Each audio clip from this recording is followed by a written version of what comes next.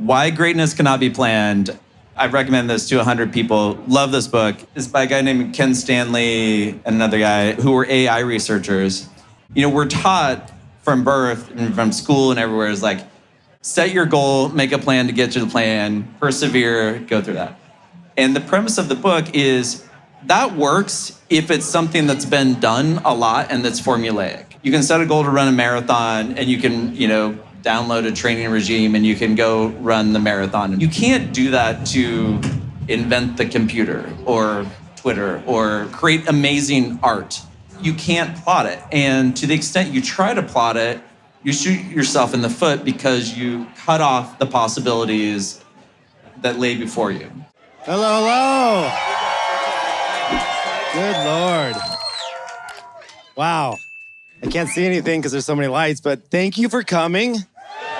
I'm Kevin Rose. Tonight is going to be a really fun night. A lot of surprises, a lot of fun. In 2004, when I was first out here, I would pull up my cell phone and I would text a number, which was 40404, which was for Twitter. And you would say, I'm going to be at this bar, or this is what I'm eating, which is basically what you would say back then. And people would show up, and it was awesome. So it is really cool to have this kind of throwback this time, this new reboot in many ways.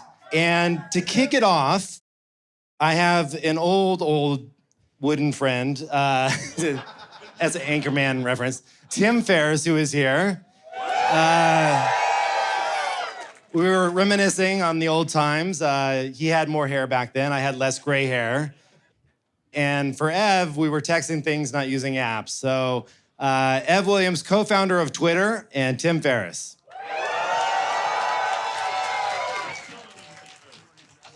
Yes. Everybody. Hey, guys. Good evening. Welcome to Austin. Beautiful, beautiful, warm Austin. You guys ready for a fun night? I have my party pants on. And it's nostalgic to be here because the last time I was in this venue was probably 2007, I think, for a Dignation event. May have been a little bit earlier. Oh, Stubbs, excuse me, Mohawk. That's my early onset dementia kicking in yet again. So we're gonna pretend that didn't happen. And we're gonna move on to discussing cutting edge technology with Ev right here. And I know the question you all wanna ask, which is, what is the past, present, and future of VHS? And we're gonna begin with your history with VHS. Great. Thanks, Tim. Hey, everybody. I don't get asked about VHS enough these days. In fact, I don't even know what it stands for. Video. I think what Tim is referring to is my very first internet product. That's right. Which was a video cassette that was about how to use the internet. You watched it on your TV. The year was 1994, folks. It wasn't that odd for the time, but how are you going to learn about computers on the computer when you don't have the internet? So I made a tape in my basement with my college buddies, and that was my very first internet product. It was 2 hours, basically, of me explaining how to FTP by terminal. I think I talked about the web for about 3 minutes. Yeah, there's this new thing called the web. So we're talking Usenet, Gopher, that type of stuff. Did it sell well? Was it a bestseller? It would. I think we broke even on a very low budget production. So you're known for a lot of different things. Blogger, Twitter, you now have Mozi. And I wanted to ask you, because here we are in person. How nice is that? Remember COVID? It's easy to take things like this for granted. And I wanted to talk about relationships because I imagine how you think about relationships, cultivating relationships, using technology to enhance relationships may have changed over time. Could you just walk us through perhaps that trajectory? Yeah, we were talking earlier today actually about social media and how the word social has changed. Remember when social used to mean like getting together in real life? getting to know people. And now the social is just this catch-all word that kind of just means the internet. And that was, I think, an evolution that started in maybe Facebook days. Facebook was actually in the news feed was, I think, a social media new format, really, because it was media from people you knew. We borrowed from some of that for Twitter. We also borrowed from blogs for Twitter. But Twitter, we never saw as necessarily social.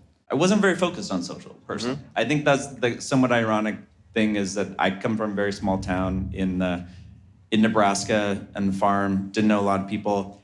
And maybe subconsciously, I liked the internet because I actually wanted to make friends. But I didn't know that at the time. So in all these technologies, I was really focused on information and ideas until fairly recently in my, this current stage of life. I don't want to say later stage of life. The golden years, Ev's golden years. I started thinking a lot more about relationships. And I personally had underinvested in relationships and overinvested, I think, in just maybe business. Yeah. So yeah, I've been thinking about that a lot lately. How do you seem to me to be a thoughtful, you don't seem, you are a very thoughtful, I want to say systematic guy. How have you translated thinking about maybe countering the trend of underinvesting in relationships? Have you done anything? Well, I started a proactive? company. You started a company? Let's hear about it, because I'm sure there are people here who haven't. I started a company called Mozi within the last year, and Mozi is a app for finding out where your friends are and getting together. And we like to say it's actually social app because it's really about getting together with friends by knowing where they are. So I'm in Austin. Who do I know in Austin? I know a bunch of people in Austin. I may have forgotten who I know in Austin, but Mozi tells me who's in Austin, tells me what they're doing, that type of thing. The way I look back on some of the early ideas about social and the internet is, of course, we connected with people. We've all made friends through the internet. We've built meaning relationships or maintained relationships. But I think humans fundamentally, we're wired to be deeply social, but that wiring was way before screens. Mm-hmm. And that wiring to be social didn't happen in public. And so Mozi is a very simple idea where we said, well, what would an actual social network look like? And so that's what we're building. So I want to edge into a question about sort of initial product design and what your expectations might be, just by rewinding the clock a little bit and talking about Odeo a little bit. So I've read about board meetings, and you'll have to tell a bit of the context related to Odeo, in which you're presenting usage metrics at the time. Wasn't growing, but it wasn't dead. Maybe it was semi-growing. And as a lot of people here read in the media, as they used to see on magazine covers, the stories of perseverance against all odds. It failed 100 times, but then we succeeded the 101st time, get a lot of airplay. Mm-hmm. But I think that's something that doesn't get as much attention is strategic stopping or strategic quitting. Yeah. Right? Sometimes it doesn't make sense to keep beating your head against a wall. Yeah. So could you take us back to Odeo and walk us through that experience? Yeah, so Odeo was a podcasting company that I co-founded in 2005, which, if you recall, was pre-iPhone. So, and not to correct Kevin, but Twitter was 2007 when it was here. So this was before Twitter. And podcasting seemed cool. I don't know if you've heard about it, Tim, but we're like, let's build a platform for podcasts. And we worked on it for maybe 6 months. We raised some money. Because I had previously sold the company to Google, I was fortunate enough to get some VC funding before we even had a product, which turns out isn't always fortunate. So we had high expectations from kind of get-go. This is in 2005. Apple released podcasts in iTunes that summer in 2005, which completely blew us away. It was totally unexpected. This is very, very early for podcasts, even though the name comes from the iPod. They basically obsoleted what we had been doing for 6 to 9 months overnight. And then we were like, oh, maybe we create a podcast. creation tool. We were trying to pivot and whatnot. And I think I just came to the conclusion at some point, the way Biz Stone tells the story is that I wrote this big strategic doc about how to succeed in the podcasting business. And it was very convincing about the pivot we could do and to do. And I was like, I don't want to do this. And so I went to investors and said, I don't think this company is on a great trajectory. Maybe we should just stop. But that was unusual because this was kind of pivoting now, of course, is taken for granted that your idea isn't right the first time out. That was less assumed back then. And so I was embarrassed. I was like, I said I was going to start a podcasting company and I raised this money. I have these employees, I have these investors, but I don't believe in it. I don't believe in this vision anymore, even though it's sort of, it wasn't dead, as you said. And was the reason you didn't believe in it based on the emergence of iTunes and what that represented, or was there more to it? I wasn't that into it personally. I wasn't a podcaster. And I think that was another principle that I've learned over and over is I think some people can build products for other people, and thank goodness they do, but I just build products for myself. And I was like, I don't know. I don't know what the product is here we need to build that I want.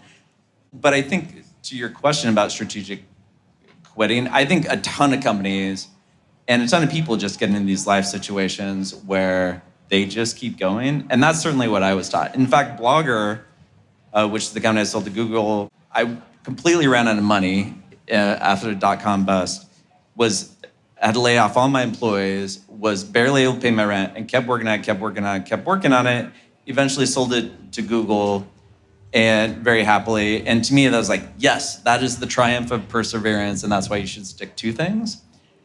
And then Odeo, thankfully, we didn't. We did create another company out of that. But I think this idea of it's okay to quit is underappreciated. And the main reason, everyone knows about sunk cost fallacy. There's a great book, by the way, by Andy Duke called Quit, which I highly recommend. And it's actually was part of the reason a couple years ago I stepped down from Medium, which was my last company I was running for a long time.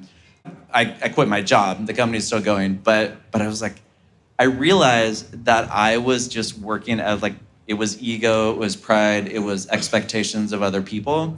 And the book is really great if you don't know it, because it just points out all the reasons beyond sunk cost fallacy that people do things way longer than it makes sense to do them. And the biggest thing is they underestimate opportunity cost. If you're working on one thing and there's identity and ego and all those other things, but it's like you don't know what else there is until you clear your attention away from the thing that you've been struggling with. And so I think if you're in a situation where it's like it feels like a slog, quitting is probably a good idea. So Andy Duke, for people who might not recognize the name, well-known poker player, also wrote Thinking in Bets, I believe. So let me ask you then, if you look back now, hindsight 2020, at Ev, who persevered with Blogger and then ended up selling it to Google at a very good time to get Google equity. Mm-hmm. Did he just get lucky in that perseverance, or was there some type of scent trail that in retrospect you can say, well, it was actually the right thing to do at that time because? I've struggled with this because I don't have a clean way to understand it, but I think one big difference is I believed in the vision of Blogger the whole time. And that was where Odeo was like, I don't know. It's like I'm keep coming to work and make it succeed.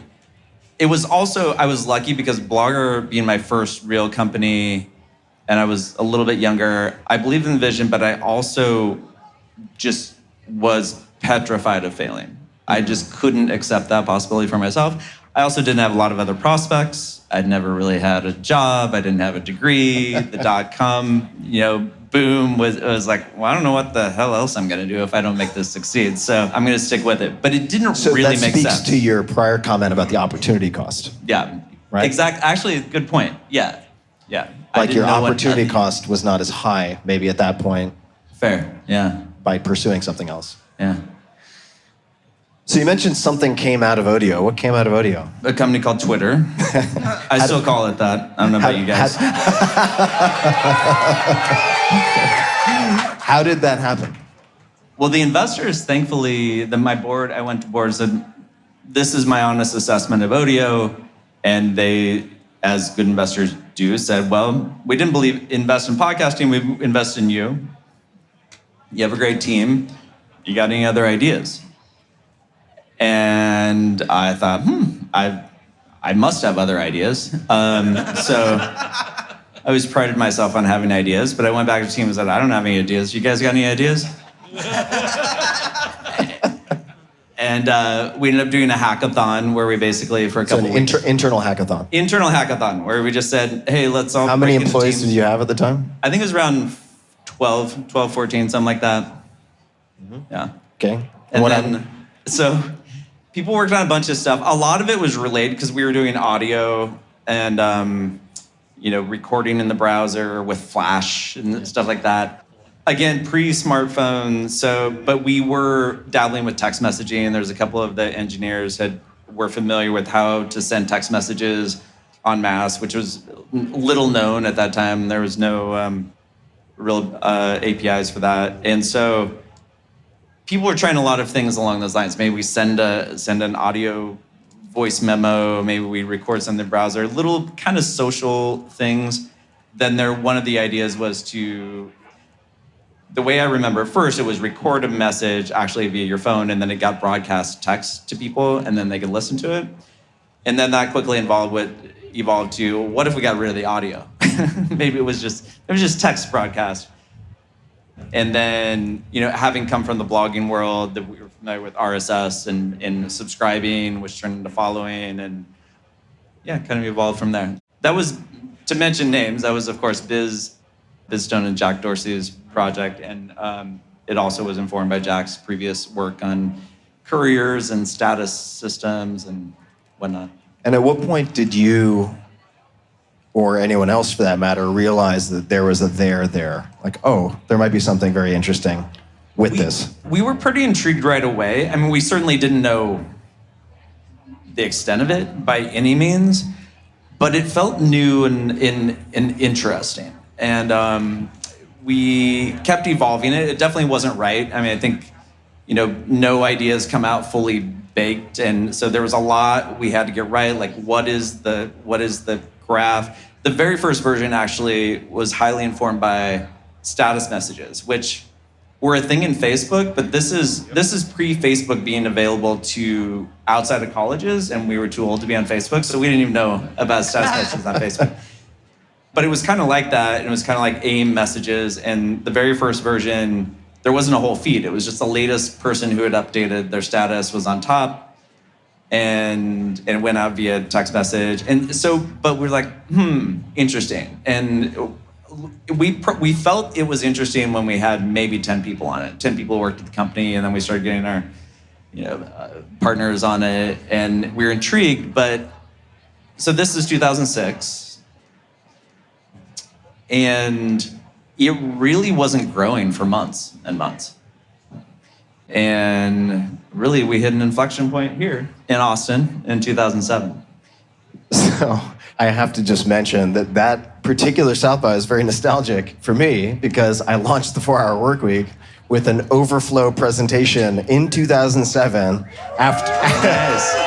after haranguing the shit out of Hugh Forrest. Thank you for letting me fill in for a cancellation. And basically next to a cafeteria, my laptop failed, so I ended up having to improv the thing without my slides. And I remember the big screen TV in the ground level of the conference center showing tweets going through, and I was like, look at that. Yeah. That was the idea we had. So it was starting to take off amongst the people we knew. And South by was always the conference where like the indie cool tech people came, and these were our people. And they were the ones, our early adopters of Twitter, because they came from the blogging world and they were friends. And so we sensed that we could get critical mass here. And so we talked to Hugh and whoever from his team, and of course they were like, well, you could have a trade show floor. And I'm like, no one goes to trade show. Can we buy a screen and put it in the hall where everybody's hanging out. And that was the move. And people saw that and I'm like, oh. That's amazing. I didn't realize that backstory. And this Cost $11,000. It's a great investment. $11,000. A little more expensive these days, I think, since you're competing against AT&T and God knows who else. But this ties into Mozi in part because I'm wondering how much your expectation is that you will design and deliver to spec, maybe like an Uber, where the business model has changed relatively little over time, right? It's been very reliable. Yeah. It's kind of stayed very similar with obviously bells and whistles and changes along the way. Or is your expectation maybe along the lines of a Twitter or an Odeo in some sense morphing into a Twitter that Mozi is just a starting point and your expectation is it's probably going to end up being something very, very different a year or I'm two sure from it'll now? end up in something very, very different. It's early for Mozi. The way we think about it, in our wildest dreams, it is a ubiquitous social network in the way Facebook was at one time, but actually designed for enhancing people's social lives and relationships. Which means it's not a media platform, it's not an advertising platform, it's not a performative platform, it's not a status building platform. It's really about sharing information that's important to you with people you care about and enabling. It won't all be about IRL, but that's where we're focused on right now. But it's early. We haven't figured it out yet. And I think that's part of the fun is figuring out where it goes. So you impress me at a whole lot of levels. I've always found you to be a very deep thinker. You think a lot and you choose your words carefully and ask a lot of good questions.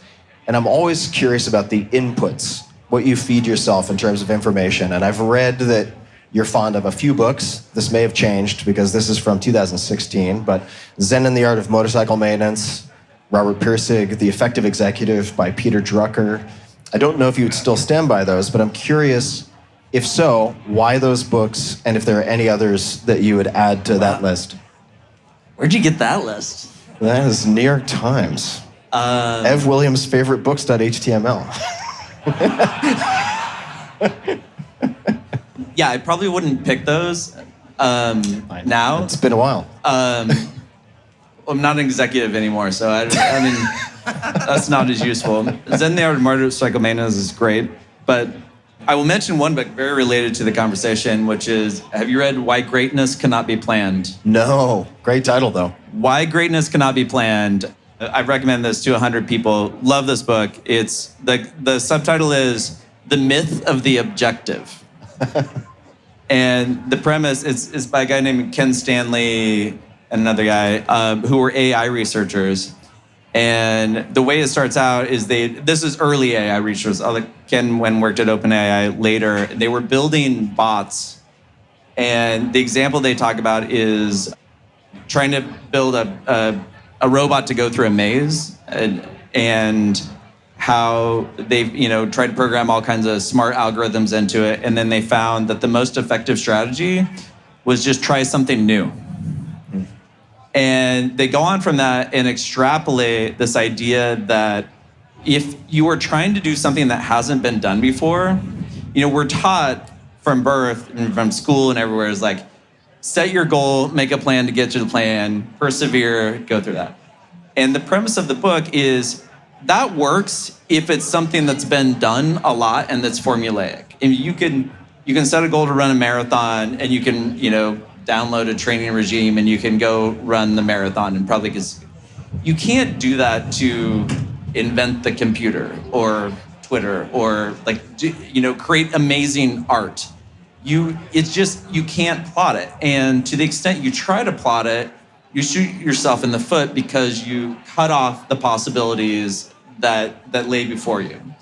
And I read this book when I was running Medium, my last company, and it had a great effect on me because I felt this deep sense of relief because my entire business and startup career, I've been deeply driven to create things. I saw companies and particularly products as a creative process. It's like writing a book or painting a painting is like you have to figure it out as you go. You don't have it fully baked in your head from day one.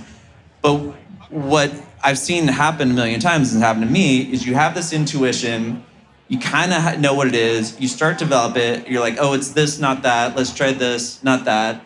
And you feel your way into what's the best first version of it. If you're lucky and good enough that first version, meets with some success in the world, then, at least in the tech world, employees and investors and business people come in and it's like, okay, where are we going next? What's the plan? What's the roadmap? How are we going to make the numbers go up?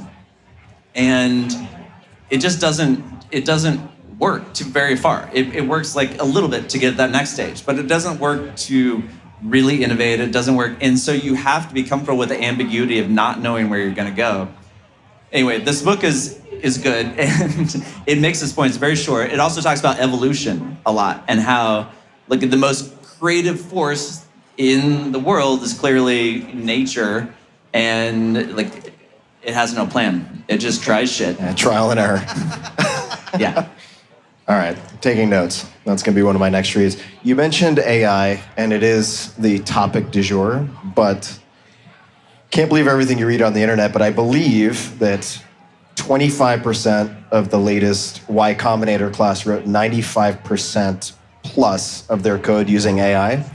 And I'm curious, you have kids, what would you suggest your kids study in school? My kids are here, in fact. Whatever they want. I mean, Yeah. It depends on what the goal is. I mean, I think... I can frame it a little Yeah. more, I can strain it. I would say if people are wondering here how to, I don't want to say AI-proof themselves because good luck predicting where that's going to go, but are there any fundamental skills or specific skills that you think will increase in value over time? For instance, I don't know if I had kids if I would suggest they take a legal path necessarily, since I already use AI in 30 seconds to draft most of my legal documents before I send it to human eyes. You have any thoughts? I haven't thought about this deeply, but what comes to mind is social human things. Two things. One is I do encourage them to read and write still, because I think that's how you figure things out. That's the best way to think and have ideas and get clarity is to write. And you can't write if you don't read. So even if the AI can write for you, that's fine if it's a paper or a report or some analysis where the product is very important, like this is the information and text that I need, but it robs you of the process of thinking. So I think problem solving, creative ideation is useful no matter what you do ever. So I think those core skills and then social skills. I mean, one of the reasons I love the school they go to is actually they have a thing called SEL, which maybe you all had, but I sure as hell didn't have in rural Nebraska in the 70s, is social emotional learning. And that's just how do you connect with people? I mean, we know that's critical to any job, no matter what you're doing. And I think that's probably, hopefully not going to go away. Who knows? Yeah, I think we're Who knows? in a lot of trouble if that gets We don't know. removed from you in life. You've done a lot of investing. And I'm curious what you would be long right now. Not necessarily a specific company, but it's okay. I was thinking about this today, and I was like, what would I be long? It feels a little dirty to be I'm long vanity because people are all presenting themselves online in these various ways. So how would you invest in a basket of vanity without succumbing to it yourself? And it's maybe... who knows, some type of dialysis. People aren't taking great care of themselves. Maybe you're long dialysis. I'm not investing in these things, by the way. But just in terms of things that you might be long as you project forward in your mind, could be 1 year, 3 years, 5 years. Is there anything that you think you would expect to grow?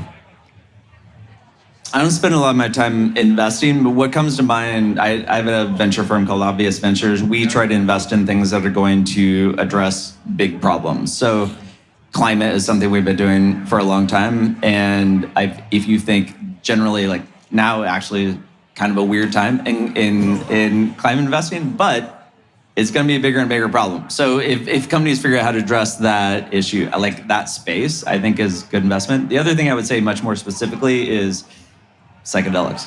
What was that? Psychedelics. Psychedelics. All right. Some fans in the audience. I was checking these out to see if they were a San Pedro cacti a moment ago. But, okay, so let's take something like psychedelics, since I've wandered into that ecosystem a bit myself over the last decade or so. How would you think about investing in that space? I don't know. More quickly? Is that what someone said? Publicly. Oh, publicly. Got it. Well, where do you think that ball is going? Any thoughts?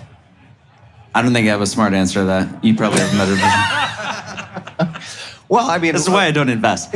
My partner would have a great answer to this.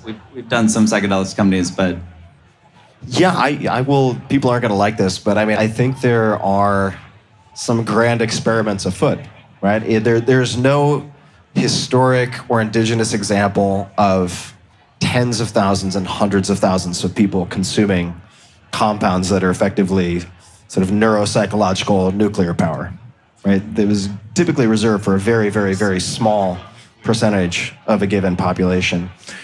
So I do think there's tremendous therapeutic applications, but it remains to be seen if it can be fit into the healthcare system that exists where it's also possible.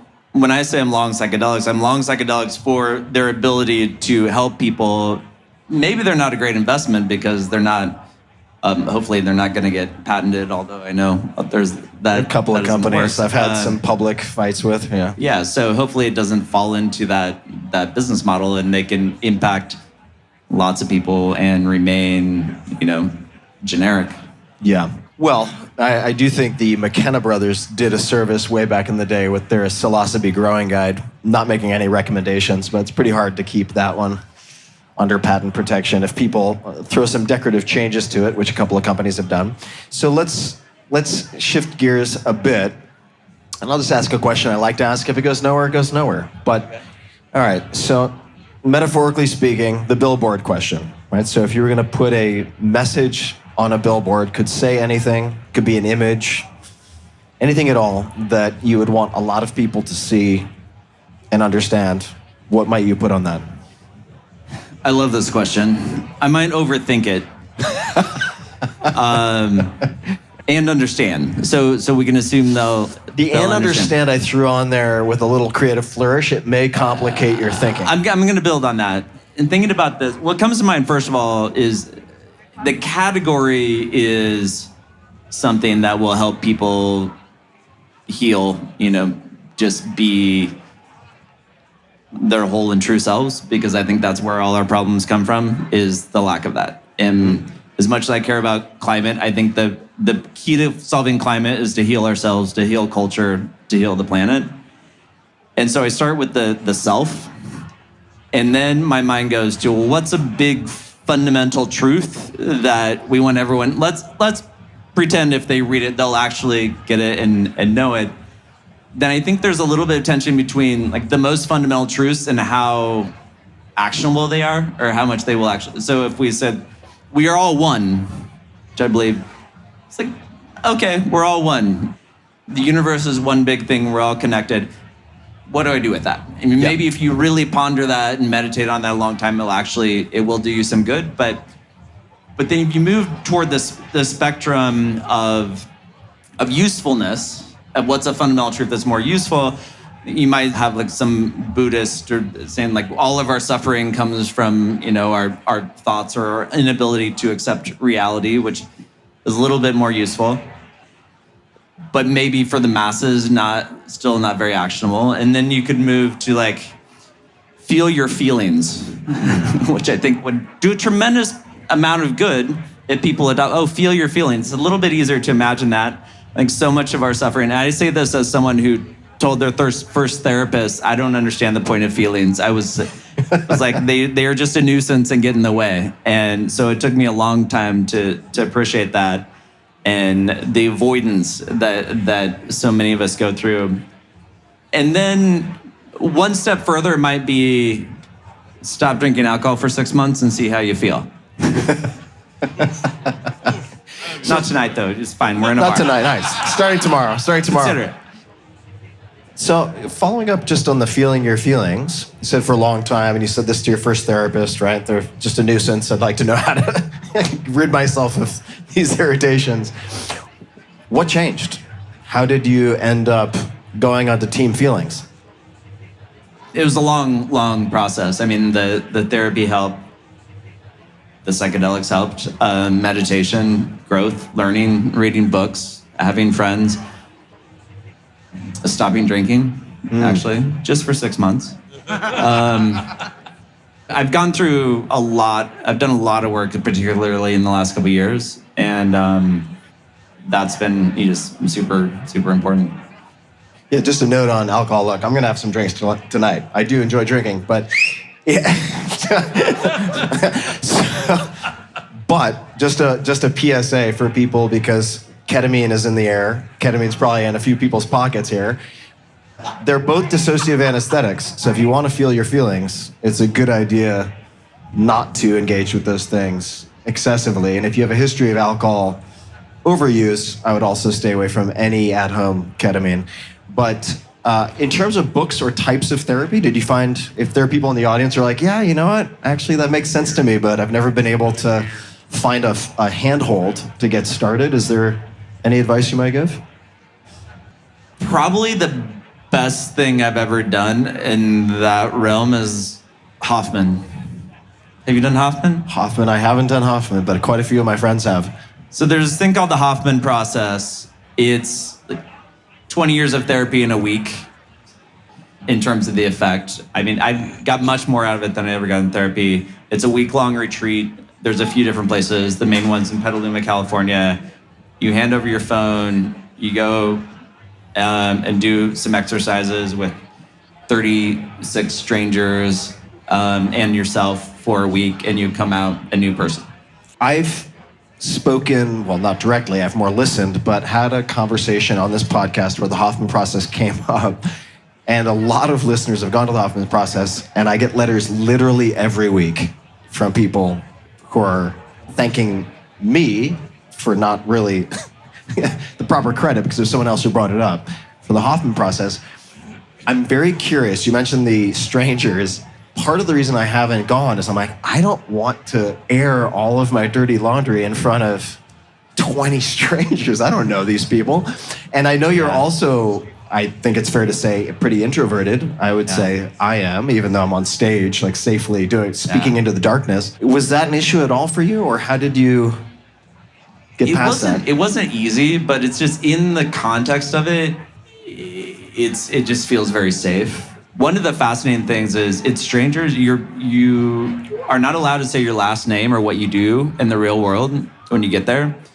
And so you connect with people. And I realized after a few days, I relied so much on people knowing who I was or what I did that it was this veil between me and other humans.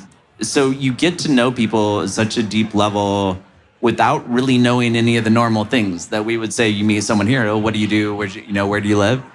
And that, it just feels incredibly safe. But the process is, they've been doing it for 50 some years. It's very evolved. It's very well done. You take any of it out of context, it sounds weird. Like, I knew nothing going in. And about 5 people brought it up to me in random conversations over a week. And I was like, okay, this is a message. I'm gonna go sign up for this thing. Show up, I had no idea. And then you just dive in, and it's incredible. Yeah, from what I can tell, it's somewhat like Fight Club. It's like, first rule of Fight Club is don't talk about Fight Club. You're not going to find much detail on the Hoffman Process. This also ties into a question I was planning on asking anyway, which is, are there any habits or beliefs that have really positively impacted your life in the last handful of years? Could also be 10 years ago, but you've talked about doing a lot of work in the last handful of years. Any new habits, beliefs, tools, anything come to mind that have been really helpful? Yes, but I feel like they're the ones that everybody knows. Sometimes the fundamentals are worth a review. I mean, exercise and meditation, I dabbled in for a long time. And then I got much more serious a couple years ago about both, and really, really dramatic life improvement. Why did you get more serious about them? You just wake up one day and you're like, today's a new day? Or was there a breaking point? It was early COVID. I was like, what the fuck am I doing? I'm going to turn 50 and I need to work a hell of a lot harder to be in shape than I was. So I just started doing it. I was at home. I had the time. So I did that. And then, although that's increased, and because you get the positive reward cycle and it feels great. Meditation, I've always found super valuable. And I just last year, on January 2nd, 2024, I had meditated the day before. And I was like, I could meditate every single day this year. And it was just that sort of psychological hook that you find motivating, even though it's arbitrary. And I was like, yes, I'm going to meditate every single day in 2024. That's a goal. And I don't normally set goals like that. But I was like, okay, let's see what happens. And so my teacher says, you can't boil water if you keep turning off the flame. And so the consistency of meditation, I underestimated what a dramatic difference that makes and how fast you can drop in if you do it every single day. What type of meditation did you decide on? Mindfulness, meditation, breath, and awareness, not TM, just like an open monitoring, feel what you feel, see what you see. Yeah. Are you noting things, or are you just observing? Sometimes noting. And I know you like know about products. You know about this product, but I was using The Way. Yep. You probably talked about that before. The Way is a meditation app. I hadn't used a meditation app for years. I started using The Way. Kevin sent it to me actually around when it was still in beta, and I started doing that around that time.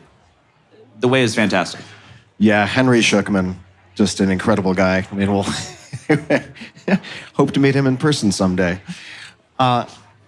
Do you have a favorite failure or any favorite failures that come to mind? I mean, you've got a greatest hits list that's pretty outstanding. I'm just wondering. I have a lot of failures. Yeah, and anything that has either taught you a lot or in some way set you up for successes later.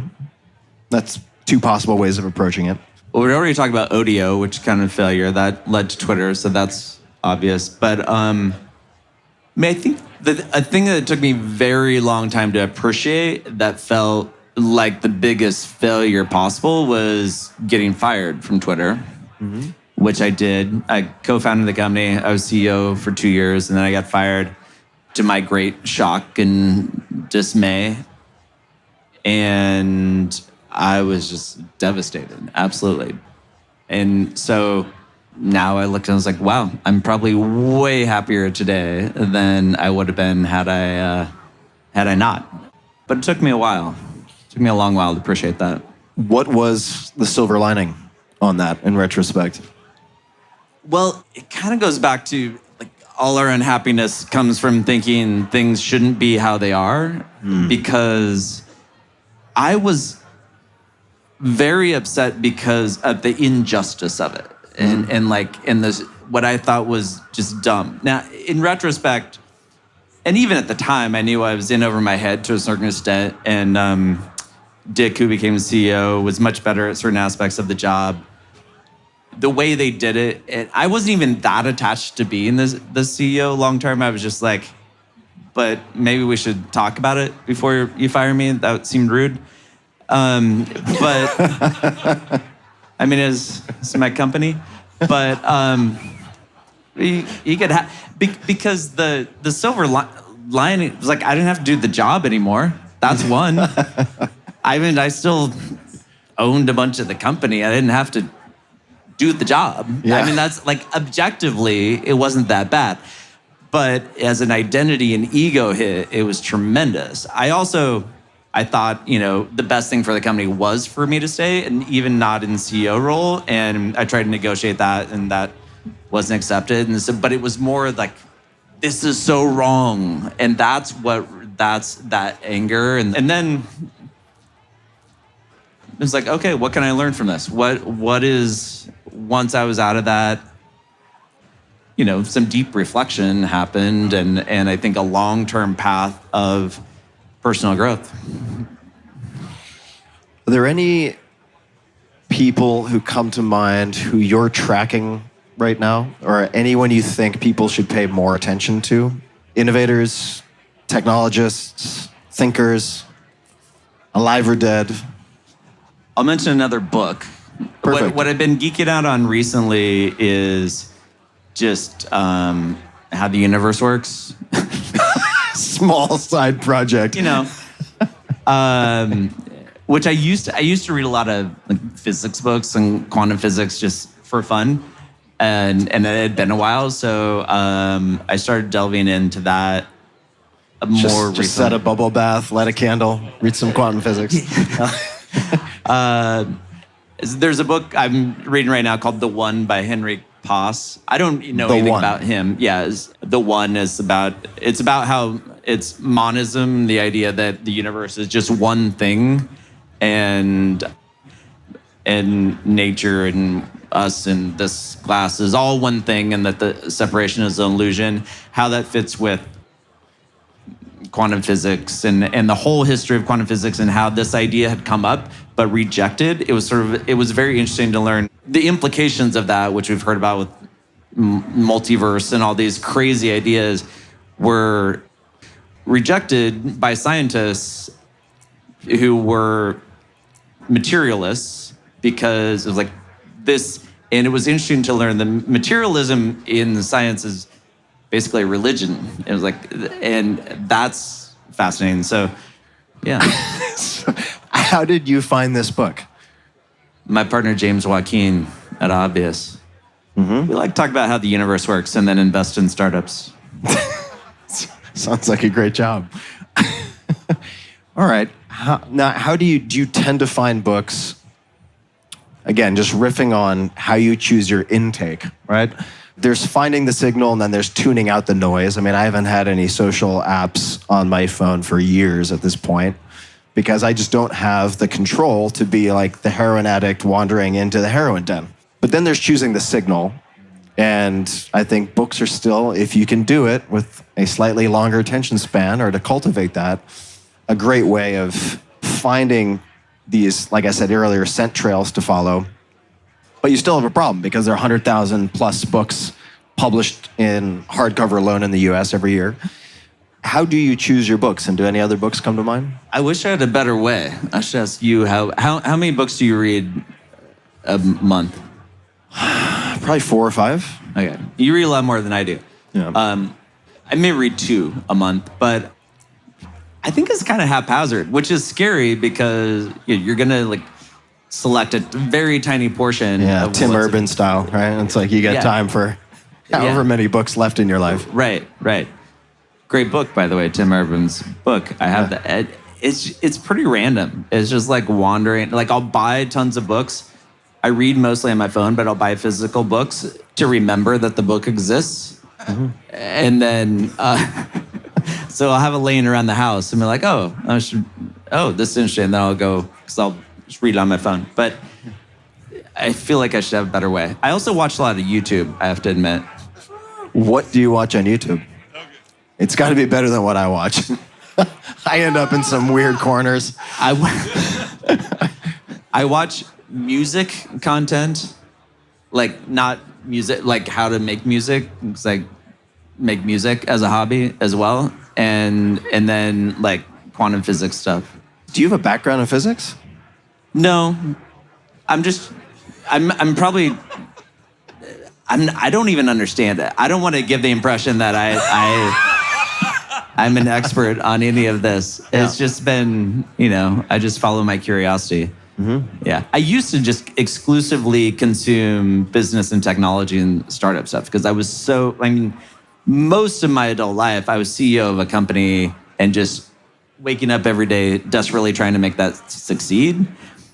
And so a lot of my new stuff, music, it's just fun. Mm-hmm. Do you read any fiction? I'm trying to read more fiction. I tried reading that book that you recommended a little while back, the little one. What It's was it? so hard. It was so hard. Little Big.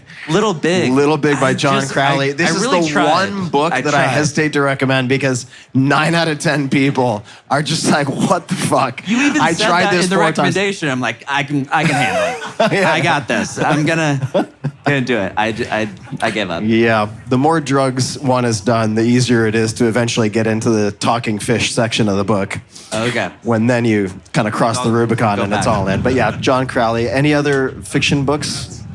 Said you're trying. I just read this Miranda July book, All Fours. Okay. It's good. She's hilarious. It's random. Yeah, got it. Okay. All right. So if we look back at the products that you've built, if you were to build any of them again today, are there any features you would either remove or add that come to mind? Certainly.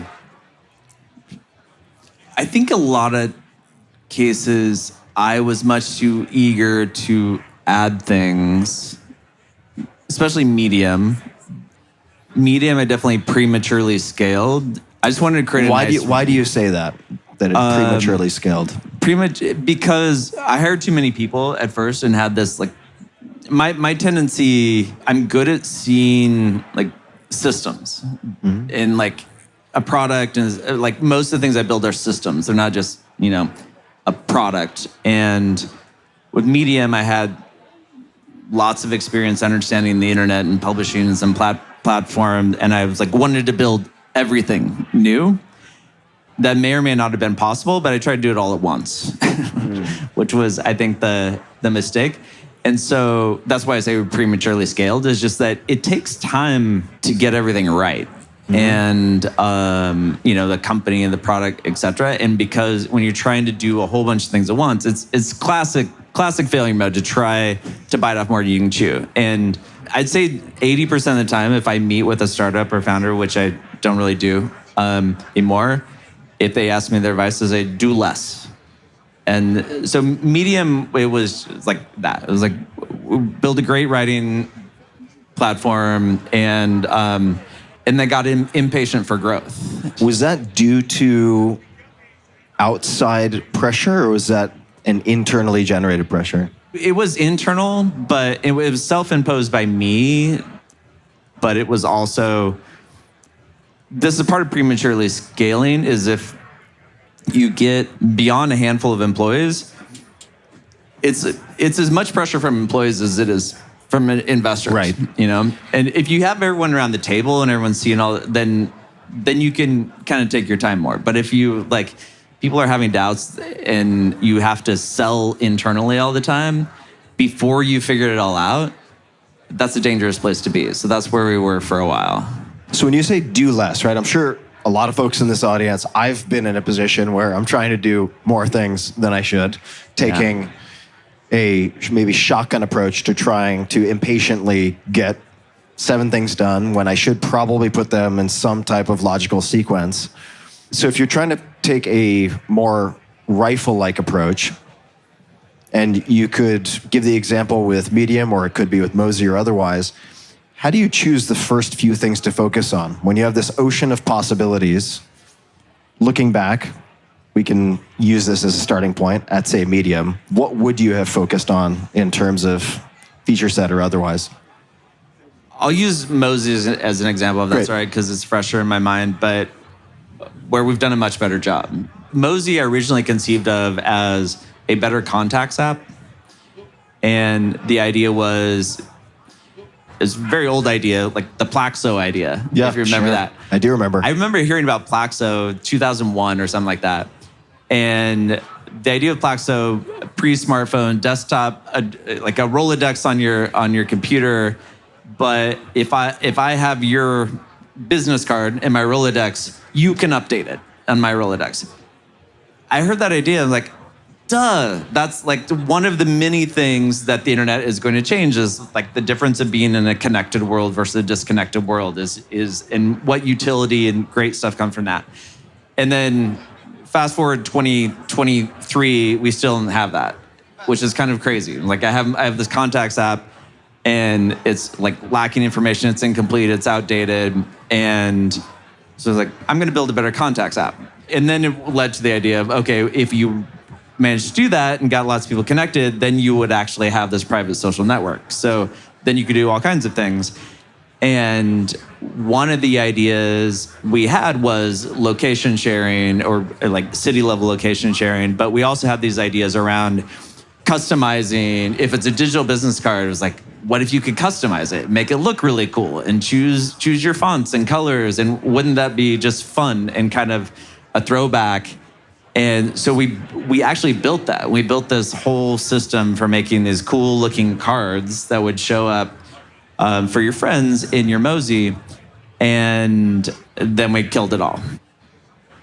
Thankfully, and that was painful because you've gone down a path with the team. They work really hard, and like, actually, you know what? This is complicating our vision, because what we're hearing from people and what we're sensing is that's kind of noise compared to the utility. What I just want to know is when my friend's in town, or I just want to know, like, when I'm going to a city, like, where are my friends? Mm-hmm. And all the rest of this is noise, so we ripped that out. How are you going to approach the invite process to show your contacts? Because this seems to have been a challenge with some previous attempts of this, where if I look at my contacts, my contacts is this bloated monster full of people. A lot of them are sort of acquaintances I don't really want to keep in touch with. They're probably a handful of frenemies, or I'm like, definitely don't want to see those people. Some crazies, don't want to see them either. But they're still somewhere hidden in my contacts. Yeah. So how do I just have my real friends notified? Good question.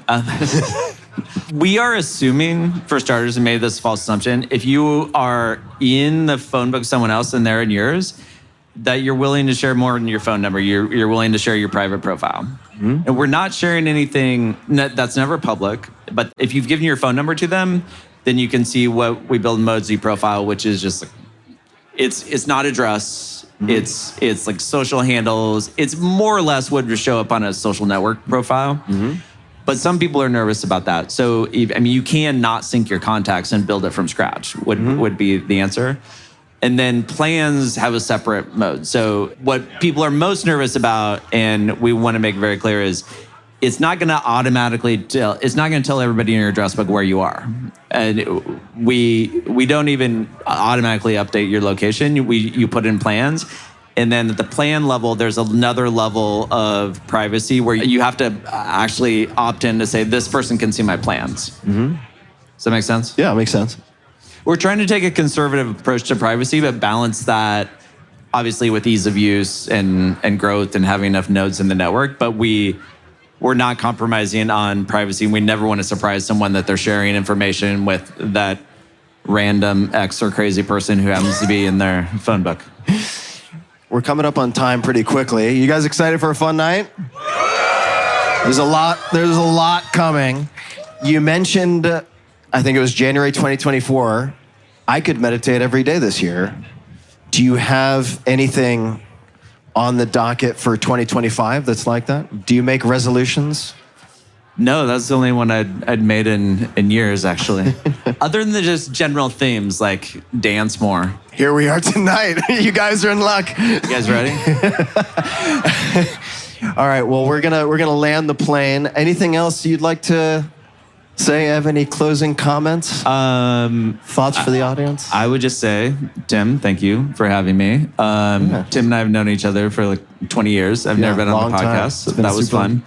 And it's just a whole night of nostalgia because we're really back in Austin and it's Dignation, and it's good time. So I hope you guys enjoy it. Yeah, I will say, guys, it feels like the mojo's back to South by after COVID. It took a few years.